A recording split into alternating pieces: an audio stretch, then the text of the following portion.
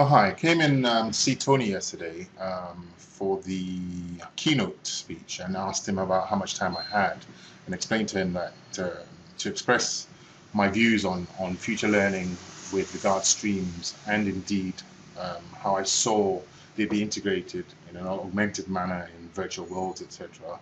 I told him that I'd be doing this presentation.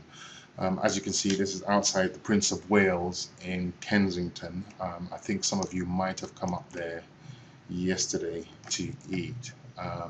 So let me crack on with this presentation.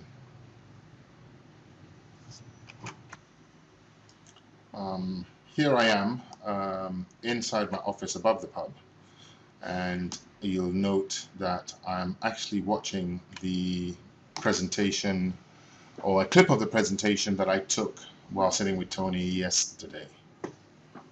But actually, we now need to expand that. So we've got it doing amazing stuff. We're trying to take every customer on the journey. So we've not made anything complicated. This is just telling they're already searching, discovering things in a different way to the way they've done previously. But actually, they now want more. So we're working with different major brands, look at different ways of extending the platform and say to people, here's an opportunity for you to put your services to a different audience. So at CNBC, we had that's a nice integrated app that takes a live video feed. Right. Now, this both expresses the fact that in a lot of learning in the future, it will be content creation both by the so-called tutor and by those being taught. This content creation will take many forms, including worlds such as this, virtual worlds. But I would like to express that virtual worlds in itself is, I would say, is any format in which you can transfer this information, and in this case we're talking about streaming. A couple of points concerning Ian's keynote yesterday, where I believe he said that he did not see the TV as a PC. I would beg to differ.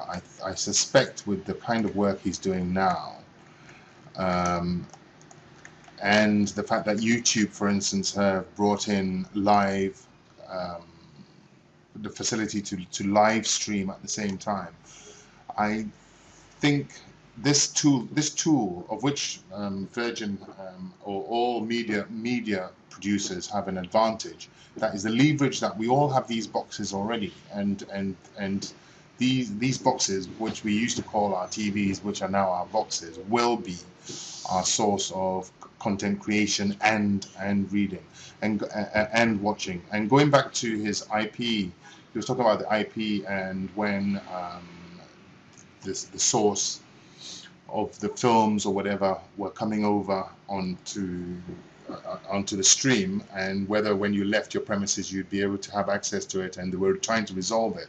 Again, when content becomes moves from the content to our content, which is what I would say is going to happen in the future, then these issues will be resolved.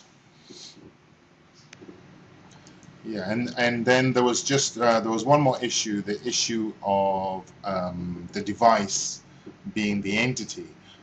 Again, because I'm involved in that kind of behind-the-scenes research, biometrics and the fact that we shall interact with that box will in fact, and with all the broadband he was talking about and the amount of data that Virgin can present,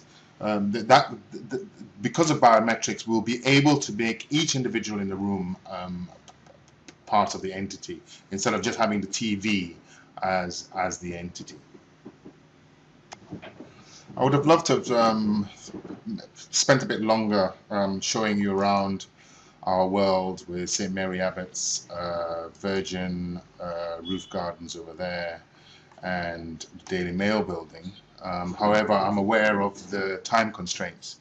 What I would leave you by saying is, for all those who are representing companies out here who want to produce solutions for streaming, I think, as far as education and indeed social media is concerned, I think a lot of us forget to ask the end user, who in fact will dictate the direction it's going to go.